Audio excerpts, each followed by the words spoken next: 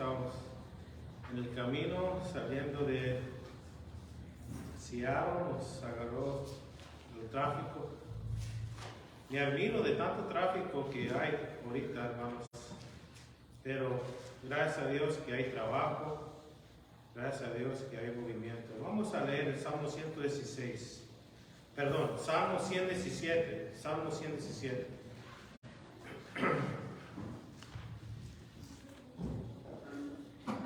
El Salmo 117.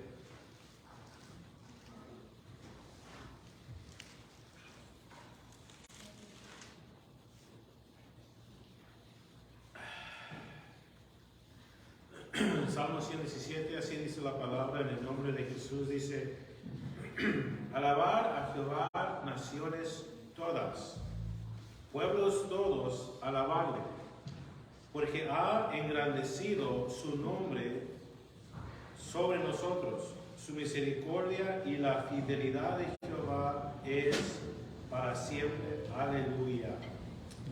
Señor, gracias por tu gran fidelidad, mi Dios. Gracias por tu amor y misericordia, Señor. Bendiga, Señor, esta alabanza, este tiempo en tu palabra hoy, mi Dios. Que sea tu nombre, Señor Jesucristo, exaltado, porque tú eres el Hijo de Dios, el Mesías, el Salvador del mundo. En el nombre de Jesús. Amén.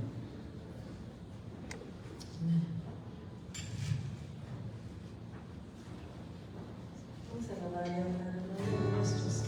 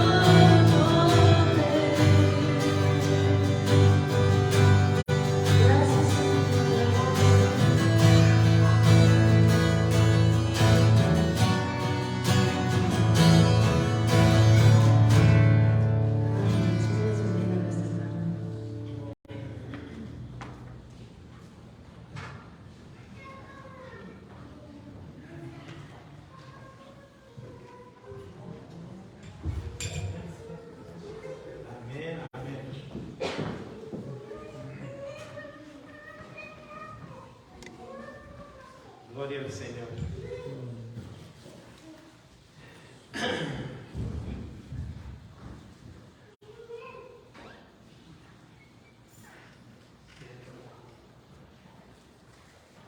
Muy bien, mis hermanos, vamos a abrir nuestras Biblias, San Marcos capítulo 3. San Marcos capítulo 3 en esta tarde. Y al mismo tiempo les quiero decir que esta semana vamos a tener una semana normal, hablando del schedule. Vamos a tener estudio el jueves a las 6:30 de la tarde. Primeramente Dios, todavía estudiando el glorioso libro de Isaías. Y también, hermanos, orando por todas las necesidades, porque Dios contesta la oración. La oración cambia todo. Al mismo tiempo, hermanos, mi hija y algunos jóvenes van a estar aquí el jueves también ensayando para la quinceañera de mi hija, y todos son invitados. El primer sábado de septiembre vamos a estar aquí teniendo un servicio para mi hija, no para Dios, pero también celebrando mi hija, y quiero que todos vengan para que disfruten con nosotros ese precioso día. Muy bien, mis hermanos, si tienen sus Biblias abiertas a San Mateo capítulo 3, vamos a orar para poder empezar hoy nuestro estudio. Señor, gracias por tu palabra, oh Dios. En el huerto de Edén, mi Señor Santo, formaste al hombre, y con tu aliento, Señor, soplaste en su nariz y él despertó. Y luego dice Pablo a Timoteo que toda palabra es inspirada por Dios. Toda palabra es aliento tuyo, mi Señor. Ayúdanos a guardarlo para que podamos ser útil para tu reino amado, Señor. Gracias por todo, en el nombre de Jesús. Amén. San Mateo capítulo 3, mis hermanos, aquí el Señor nombra o escoge a los 12 discípulos que después fueron apóstoles, fueron ministros del nuevo pacto. La importancia, hermanos, de estos hombres fueron escogidos de parte de Cristo. Aparte de la obra de la cruz, de escoger estos hombres, hermanos, era de gran importancia para nuestro Señor. Y también vamos a mirar cómo el Señor duró una noche entera en oración antes de escoger a sus discípulos. Pero primero empieza con el Señor sanando en el día sábado, en el día de reposo. Vamos a mirar aquí en el verso 1. Dice, otra vez entró Jesús en la sinagoga. ¿Qué le sucedió en el capítulo 2? Tenía problemas Jesús con los líderes religiosos que le acusaban de blasfemar, le acusaban de quebrantar la ley de Dios. Pero aún así, hermanos, el Señor regresó a la sinagoga para hacer lo mismo. No para quebrantar la ley de Dios, sino para cumplir la ley de Dios y para hacer la vida mejor para alguien. El Señor regresa otra vez. Porque vemos aquí, hermanos, que el Señor es fiel a los suyos y es fiel a nosotros también. El Señor nos sigue hablando, nos sigue amando, nos sigue persiguiendo con su amor y su gracia para hacernos entender que Él es nuestro todo y podemos confiar completamente en Él. Entró otra vez Jesús en la sinagoga, y sigue el verso, y había ahí un hombre que tenía seca una mano. Verso 2, y acechaban para ver si en el día de reposo le sanará a fin de poder acusarle. Fíjense, hermanos, que tenían fe, tenían fe estos hombres religiosos, porque ellos esperaban ver un milagro de parte de Jesús, pero no para reconocerlo como el Mesías, no para glorificarlo, simplemente para acusarlo, para tener algo para acusarle, para ser entregado y ser arrestado y terminar con él, para acusarle. En el verso 3, entonces dijo al hombre que tenía la mano seca, levántate y ponte en medio. Levántate y ponte en medio. Aquí el Señor levanta a ese hombre que está enfermo con la mano seca y Él dice, ponte en medio para que todos puedan ser testigos de un milagro. ¿Por qué el Señor está haciendo un milagro, hermanos? Tiene doble sentido. Número uno, Él quiere enseñar a los judíos que el sábado había sido pervertido por los hombres, por tradiciones de hombres. Porque ellos decían, si en el día de reposo, en el día sábado, si te cortabas la mano, podías parar la sangre. Pero no te podías poner aceite ni ninguna medicina para la herida, porque eso era quebrantar el sábado. Cosas que ni tenían sentido. Y el Señor, al propósito, hace que este hombre enfermo se pone en medio para que todos miren que es lícito hacer bueno en el día sábado, es lícito hacer mejorar la vida de uno en el día de sábado, al fin de que el sábado Dios lo hizo para el hombre, no para que el hombre pudiese ser esclavo del sábado. Dice,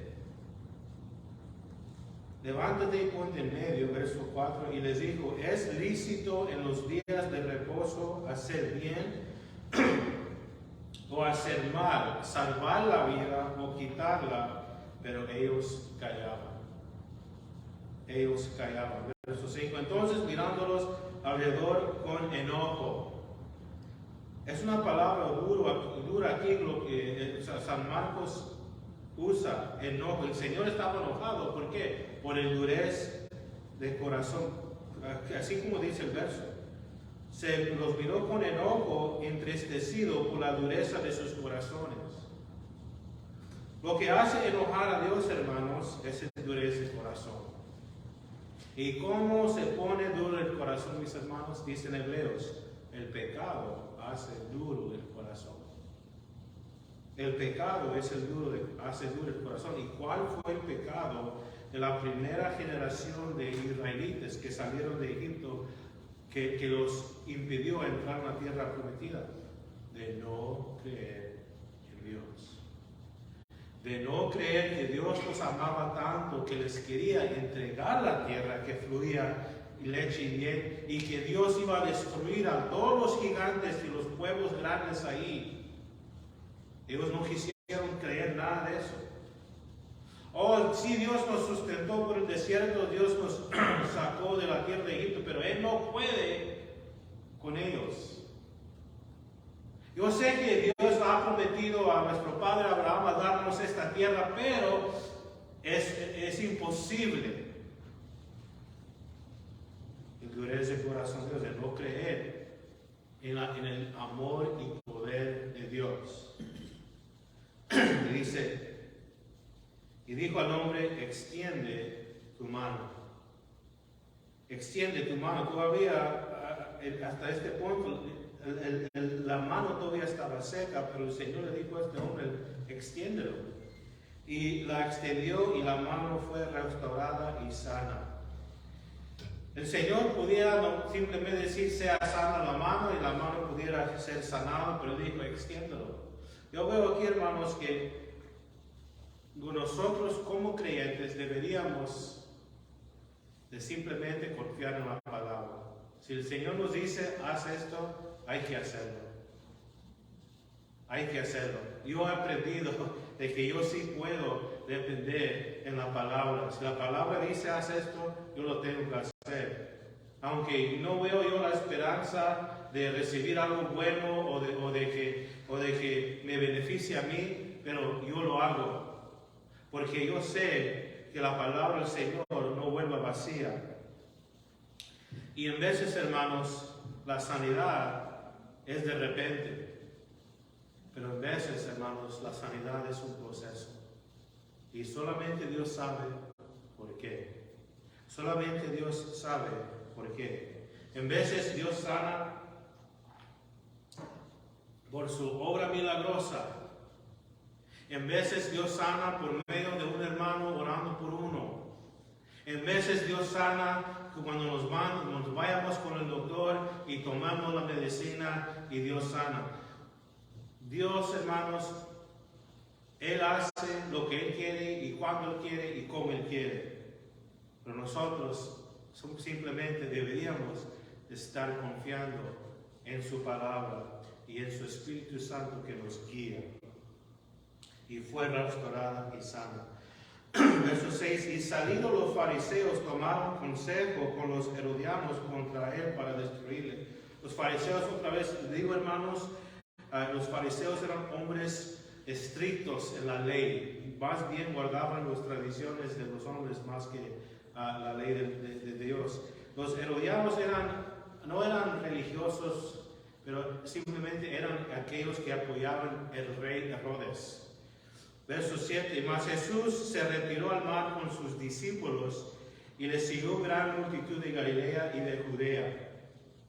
Verso 8, y de Jerusalén, de Idumea, del otro lado del Jordán y de los alrededores de Tiro y de Sidón, oyendo cuán grandes cosas hacía, grandes multitudes vinieron a él.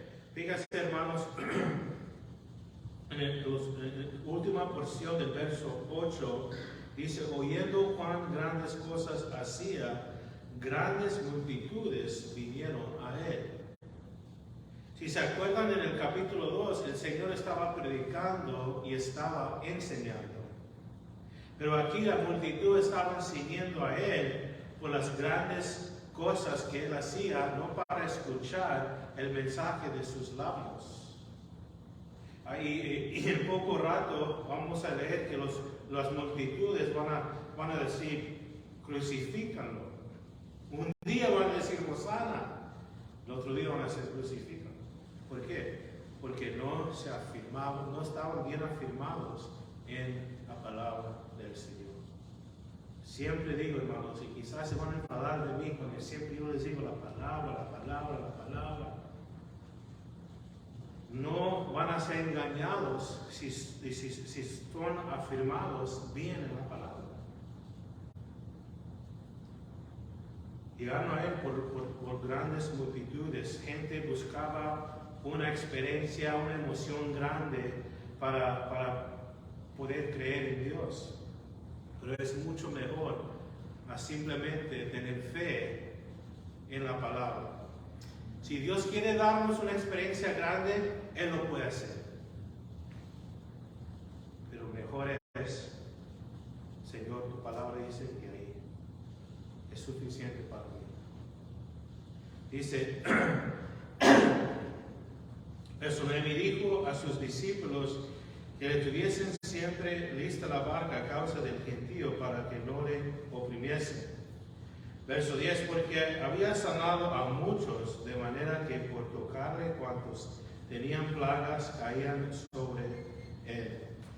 Verso 10 dice que el Señor sanó a muchos y al poder tocar al Señor eran sanados. ¿Por qué? Porque en Isaías y en el Antiguo Testamento, en otras partes, así era escrito del Mesías, que Él iba a sanar a las enfermedades. Lo más importante, Él iba a sanar el hombre de su pecado, el problema del pecado. Pero cuando una persona es sanado, cuando toque a alguien, es señal de que Él es el Hijo de Dios, Él es el Mesías. Cuantos tenían plagas, caían sobre él. Verso 11, y los espíritus inmundos, los endemoniados, al verle se postraron delante de él y daban voz diciendo, tú eres el Hijo de Dios. Cuando leemos aquí este verso, hermanos, pensamos que los demonios están adorando a Jesús, pero no lo están adorando. El Señor hacía milagros señal para los judíos, para creer en Él, para recibir a Él como el Mesías. Pero aquí los demonios están publicando, tú eres el Hijo de Dios. Básicamente están diciendo, déjanos en paz.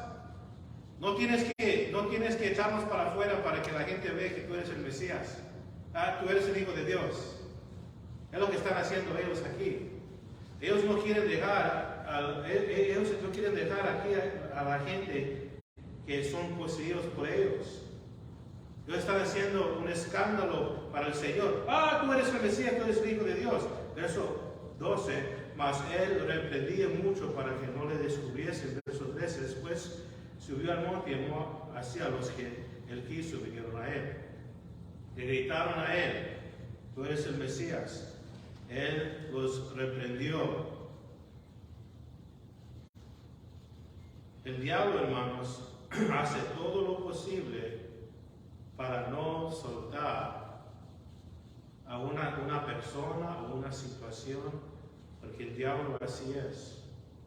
Él roba a la gente, él roba al matrimonio, él quiere robar del ministerio, pero hermanos, nosotros tenemos que confiar en el poder del Señor Jesucristo y reprender al diablo, porque sí es una guerra espiritual. Muchas de las veces nos olvidemos que no luchamos contra sangre ni carne, como dice en Efesios 6. Y tenemos que tomar de nuevo, hermanos, la armadura de Cristo para poder estar firmes y no dejar el diablo quitarnos lo que Dios nos ha dado. Y seguir, hermanos, defendiendo nuestras vidas, nuestras familias y también el ministerio. Verso 13, después subió al monte y llamó así a los que él quiso y vinieron a él. Subió al monte, quiere decir que el Señor, en otro evangelio explica más claro que él pasó la noche en oración antes de hacer una decisión para llamar a los 12. Si el Señor oró antes de hacer una decisión, ¿cuánto más usted y yo deberíamos estar orando por todo? No hay nada pequeño. El Señor, esto ni tiene sentido, esto no tiene nada que ver. Mejor ni voy a orar por esta decisión, porque no es nada. Deberíamos de orar por todo, grande o algo pequeño, porque algo pequeño puede volver en algo grande. Hermanos, si Cristo oró antes de hacer decisiones, ¿cuánto más nosotros? Otra vez digo, aparte de la obra de la cruz, de escoger a estos hombres, era algo muy, muy grande, que después fueron apóstoles, que vemos en la gloria, vemos en el cielo que sus nombres están escritos en el cimiento de la ciudad nueva, de la nueva Jerusalén, entre los muros. Y dice, verso 14, los llamó así el que él quiso y vinieron a él, verso 14, y estableció a 12 para que estuviesen con él y para enviarlos a predicar. Los discípulos, hermanos, eran más que alguien que estaba en un cuarto sentados escuchando o siendo enseñado por Jesús. Era algo más de eso, era que ellos estaban viviendo con Él, caminando con Él, comiendo con Él. Todo lo que Él estaba haciendo, ellos lo estaban haciendo juntamente con Él, porque ellos era entrenamiento para ellos, que después en el libro de Hechos vemos cómo Dios usó a estos apóstoles para ministrar a la iglesia primitiva. El Señor, hermanos, aquí está entrenando a sus siervos, y después ellos entrenaron a otros siervos, y así sigue el ritmo. La presente generación está entrenando a la futura generación cómo servir a Dios, cómo servir en la iglesia. Los estuvieron con Él y luego para enviarlos a predicar, arrepentimiento, a predicar el reino de los cielos. Y verso 15, y que tuviesen autoridad para sanar enfermedades y para echar fuera demonios. Primero, predicar. Segundo, que eran doctores, eran médicos más bien, eran médicos del alma. eran médicos del alma. Tenían autoridad para predicar, para sanar, echar fuera demonios. Predicar número 1. Usted y yo, hermanos, deberíamos de ser médicos para las almas, ¿verdad? Cuando alguien viene a nosotros, otra vez digo, debe de salir la palabra, el consejo de la palabra, eso sana el alma. Y lo dice, echar fuera demonios. Usted y yo también, hermanos, deberíamos de ser personas que claman territorio para Cristo. Dice, echa fuera demonios. El diablo tiene mucho territorio, ha ganado mucho territorio en los últimos 20, 30 años aquí en este país. En un tiempo estábamos teniendo mucho avivamiento, pero hermanos, hemos tenido mejores trabajos, tenemos más conocimiento. Ya estamos terminando el high school, estamos entrando al colegio, yo no digo que todos, porque es bueno, trabajar es bueno, es un privilegio de ir a la escuela, es un privilegio de tener buenos trabajos, pero lo que yo estoy diciendo, hermanos, por general, por todo el país, estamos apoyando nosotros mismos en vez de buscar a Dios. Y hay mucho territorio que el diablo ha ganado, pero lo bonito y lo bello es, hermanos, que usted y yo podemos conquistar el territorio para Cristo de nuevo. ¿En cuál manera? Primero predicar, orar por la gente que tiene necesidad. Y también, hermanos, buscar gente que no conoce de Dios para que lo podamos ganar para Cristo. Y que no sea al revés, que no nos ganan para mí, pero para que nos ganamos para Cristo, para engrandecer el reino de los cielos. Dice, y luego verso 16 va a empezar a nombrar los hombres que él escogió. Simón, que después puso por sobrenombre Pedro. Simón significa, hermanos, arena, algo que no es fijo, no es estable, pero después Cristo lo cambió a Pedro, que es piedra. Verso 16, sus hermanos, a Jacob, hijo de Zebedeo, y Juan, hermano de Jacob, a quienes apellido Boanerges, esto es, hijos de trueno. Después, hermanos, Juan, el apóstol amado, el apóstol del amor, pero antes que fue transformado, si se acuerdan, él le dijo al Señor que cuando fueron maltratados por los samaritanos, le dijo que ore para que baja fuego del cielo como Elías, hijos del trueno. Verso 18, Andrés y Felipe, Bartolomé, Mateo, Tomás, Jacob, hijo de Alfeo, Tadeo, Simón, el cananista. Cananista no significa lugar, significa que Simón era muy político. Él era parte de un grupo que siempre querían votar a Roma para afuera. Hombres de diferentes caminos. Mateo, el publicano, era odiado por todos los judíos. Justamente con Mateo estaba Simón, que él quería tirar a Roma para afuera, y Mateo estaba trabajando por Roma. Pero Cristo, y aparte los pescadores.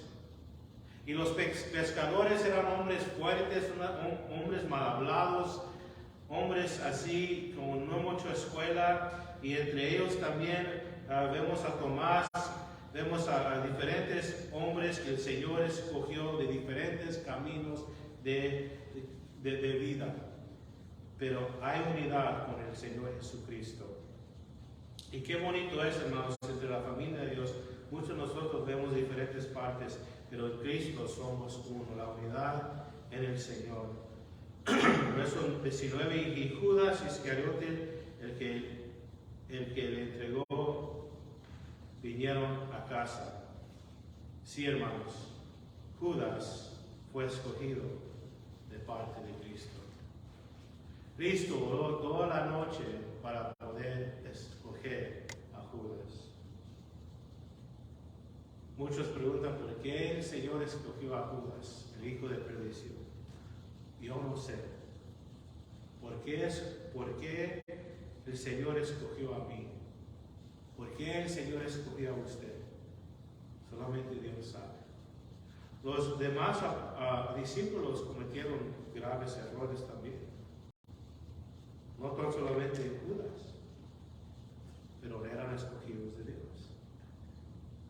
Y una de las cosas que deberíamos siempre, hermanos, usted y yo siempre debemos de estar descansando en esta realidad. Yo y usted somos escogidos de Dios, somos amados de Dios y Dios está con nosotros. Porque el diablo va a venir y siempre el diablo va a querer plantar duda que tú no eres escogido, que yo no soy escogido. El diablo va a querer plantar en nuestra mente que Dios no nos ama. Porque si Dios te ama, ¿por qué te está yendo tan mal? Y si Dios está contigo, ¿por qué te está yendo tan mal? Pero hermanos, no vivimos por cómo nos sentimos, vivimos por fe. Dios me escogió, Dios me ama y Dios está conmigo. El hombre, muchas de las veces los hombres no nos van a tomar en cuenta, no nos van a recibir, no nos van a ni apoyar. Pero Dios nos escogió, Dios nos ama y Dios está con nosotros siempre. Verso 20. Y se agolpó de nuevo la gente, de modo que ellos ni aún podían comer pan. Mucho ministerio aquí. Mucha gente estaba llegando para poder ser bendecido por el Mesías. Verso 21, y cuando lo oyeron los suyos, vinieron para prenderle, porque decían, este está fuera de sí. Estaban diciendo que era un hombre loco. Verso 22, pero los escribas que habían venido de Jerusalén decían que tenía Belcebú. O Belcebú es otra palabra, otro título para Satanás. Estaban acusando a Jesús de estar loco y de estar poseído por Satanás. Y porque el príncipe de los demonios echa fuera los demonios. El Señor echaba fuera demonios porque Él es el Hijo de Dios. Por esa razón Él echaba fuera demonios. Pero ellos, hermanos, estaban ciegos a quién era Jesús. Y tenían celo porque los judíos también, hermanos, tenían ceremonias para echar fuera demonios, pero muchas veces no trabajaban.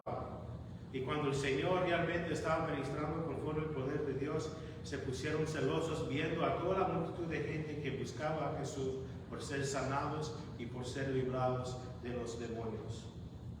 Verso 23, y habiéndolos llamado, le decía en parábolas, ¿cómo puede Satanás echar afuera a Satanás?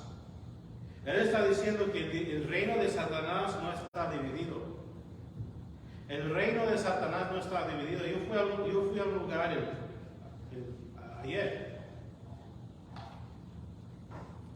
Fui a un lugar ayer para nomás caminar y estaba limpio, bien bonito.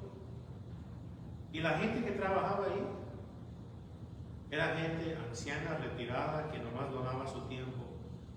Y me estaban platicando, vino tal persona y remodeló aquí, él donó todo, donó el material, su tiempo, y pintó aquí, y todo estaba bien bonito, y puro gente que donaba su tiempo y cosas. El reino del diablo no está dividido. Tenemos que seguir orando, hermanos, por el reino del Señor Jesucristo, porque el diablo siempre causa división en el cuerpo de Cristo, y deberíamos, usted y yo, siempre orar por esa unidad que debería de haber en Cristo Jesús. Cristo está diciendo, el diablo no está dividido.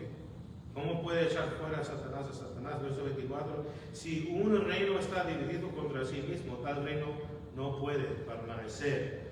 En verso 25, y si una casa está dividida contra sí misma, tal casa no puede permanecer. la importancia de la unidad, obviamente en la iglesia, pero también en el reino, pero también en la casa. Verso 26, si Satanás se levanta contra sí mismo, se divide, no puede permanecer, sino que ha llegado a su fin. Y lo dice verso 27, ninguno puede entrar en la casa de un hombre fuerte y saquear sus bienes si antes no le ata, y entonces podrá saquear su casa. ¿Qué está diciendo aquí el Señor Jesucristo?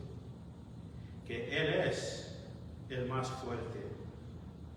Dice verso 28, de cierto os digo que todos los, antes de brincar verso 28, el Señor, Él está diciendo que Él entró a la casa y Él ató al diablo y Él está desparramando, Él está regalando los bienes que Él tenía. El Señor Jesucristo, hermanos, cuando Él estaba librando a los endemoniados, Él lo estaba haciendo por el poder de Dios. Cuando el Señor Jesucristo murió en la cruz del Calvario y resucitó de entre los muertos, hermanos, Él quitó el poder del diablo. El diablo, hermanos, es vencido. Eso es una realidad. Usted y yo, Dios nos libró del reino del diablo. Él es vencido. Todavía peleamos en contra del diablo. Tenemos batallas, o todavía tenemos batallas con el diablo, pero Él ya es vencido. Hermanos, nuestro armamento, según Corintios capítulo 10, nuestro armamento está en Cristo. Y esos armamentos, mis hermanos, no tienen fin, no se acaban. ¿Por qué? Porque mientras que usted y yo estamos aquí vivos sobre la tierra, vamos a tener batalla con el diablo. Pero nuestra armadura en Cristo nunca se va a acabar. Siempre está ahí para que usted y yo permanecemos en victoria. Para que usted y yo permanecemos en victoria. Todos los días. Todos los días. La armadura, hermanos, más potente en contra del enemigo es la palabra de Dios y la oración. Y la oración. Y el diablo siempre va a hacer todo lo posible para que usted y para que usted y yo no tenemos tiempo para leer y no tenemos tiempo para orar. Porque cuando empezamos a conocer la palabra, cuando empezamos a orar, hermanos, el diablo empieza a soltar las cosas que él tiene, el diablo empieza a huir, hermanos. ¿Por qué la palabra? Porque cuando conocemos la palabra es más fácil estar sujeto a la palabra y poder resistir el maligno. Y en la oración, hermanos, estamos pidiendo al Señor, la oración está diciendo, Señor, el diablo está vencido, pero yo tengo mis luchas y mi batalla, y cuando yo oro, yo estoy diciendo, Señor, voy a vencer al enemigo con tu poder. Yo no puedo solo. Yo no puedo solo. Cristo, hermanos, venció al enemigo. Y nosotros tenemos que poner la armadura de Cristo para seguir venciendo hasta el fin. Y luego dice el verso 28, hablando del pecado que no tiene perdón. De cierto digo que todos los pecados serán perdonados, y a los hijos de los hombres y las blasfemias cualquiera que sean. Pero cualquiera que blasfema contra el Espíritu Santo no tiene jamás perdón, sino que es reo de juicio eterno. Algunos piensan que han cometido el pecado que no tiene perdón y ni saben lo que están diciendo.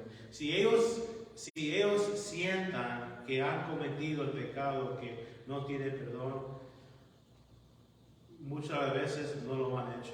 Porque cuando uno rechaza el testimonio del Espíritu Santo acerca de quién es Cristo y la necesidad de que uno tiene para recibir a Él, para arrepentir de sus pecados, para dejar todo el pecado y para voltear a Cristo y recibir perdón y vida nueva. Si uno continúa rechazando el testimonio del Espíritu Santo y teniendo esa convicción en su alma de que lo que está haciendo es mal, si uno siempre lo niega, va a llegar el día cuando su conciencia, su corazón está tan duro que ya no escucha la voz de Dios. Eso es el pecado que no tiene perdón. El rechazo de Cristo, el rechazo del Espíritu Santo acerca de Cristo Jesús. Es lo que el Señor está diciendo aquí. Lamentablemente, hermanos, llega el día cuando alguien dice no, y no, y no, y no, hasta que el Espíritu Santo ya no trata con ellos. Eso es el pecado que no tiene perdón. Lo demás tiene perdón ante Dios. Verso 30, porque ellos habían dicho, tiene espíritu inmundo. Estaban acusando a Jesús de estar poseído por el diablo. Qué curioso, hermanos, cuando yo leí este verso, futuro Israel. Cuando la iglesia es arrebatada, futuro Israel, sí van a recibir a alguien que es poseído por el diablo mismo. ¿Quién es el anticristo? Ellos sí lo van a recibir. Rechazaron el verdadero Cristo, pero en el tiempo cuando van a recibir al anticristo, pero hermano, al mismo tiempo si leen Apocalipsis, van a ser abiertos sus ojos y luego van a buscar a Jesús de nuevo. Verso 31, viene después sus hermanos y su madre, y quedándose afuera enviaron a llamarle. Hermanos, la palabra hermanos aquí, hermanos, incluye también hermanas. Significa hermanos, hombres y también hermanas, mujeres. Y a su madre, no menciona a José, muchos piensan que José ya para este tiempo, José ya falleció, como leemos, Josué era más grande que María cuando se casaron.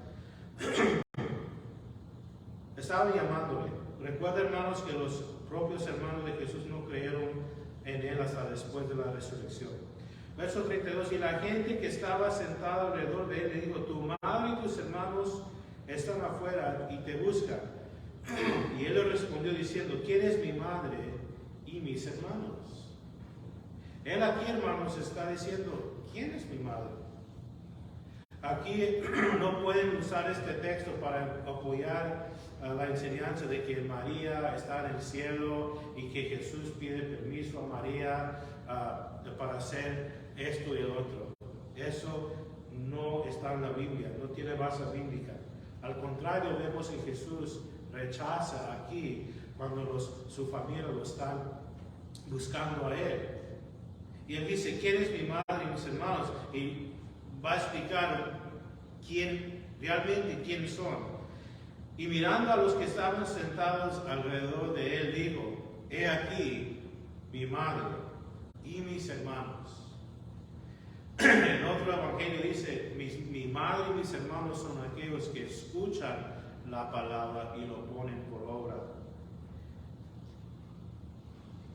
Porque todo aquel que hace la voluntad de Dios es mi hermano y mi hermana y mi madre. Ya de creyentes, hermanos, si uno es cristiano y sus papás son cristianos y sus suegros son cristianos, es una grande bendición. Muy grande bendición, porque siempre escucho por ahí,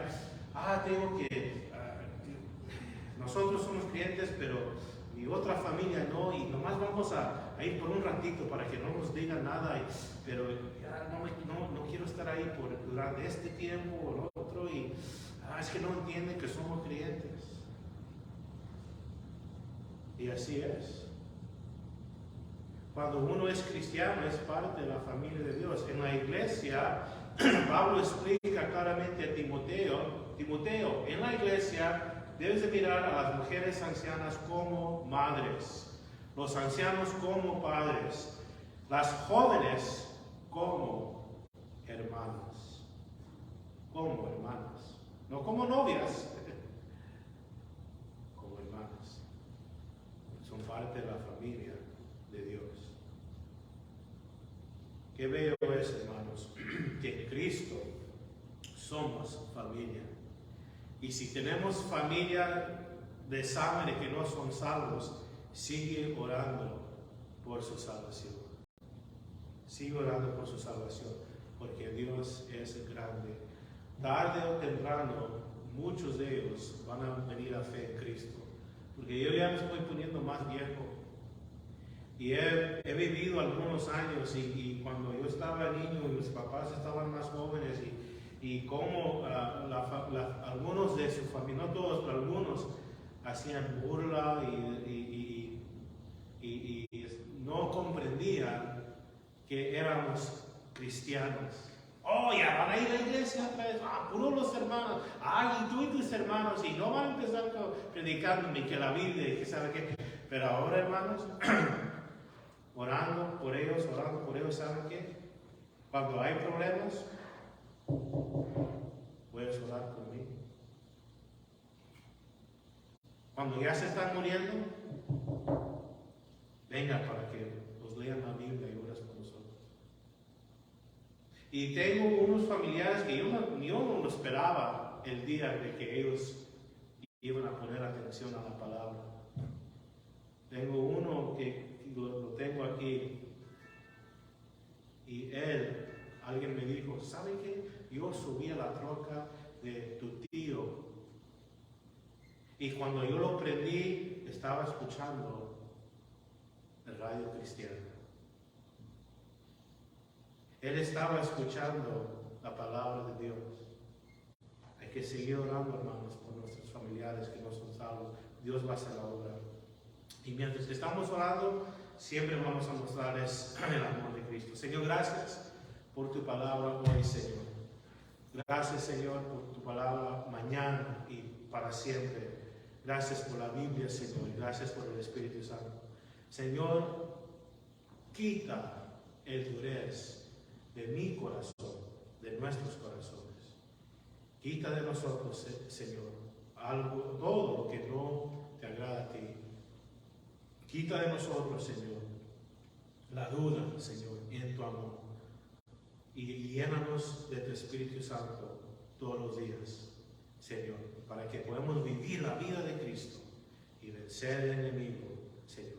Gracias por mis hermanos que pudieron estar aquí. Gracias porque me dieron la quebrada de llegar un poco tarde. Gracias, Señor. Bendígalos, Señor Santo. En el nombre de Jesús.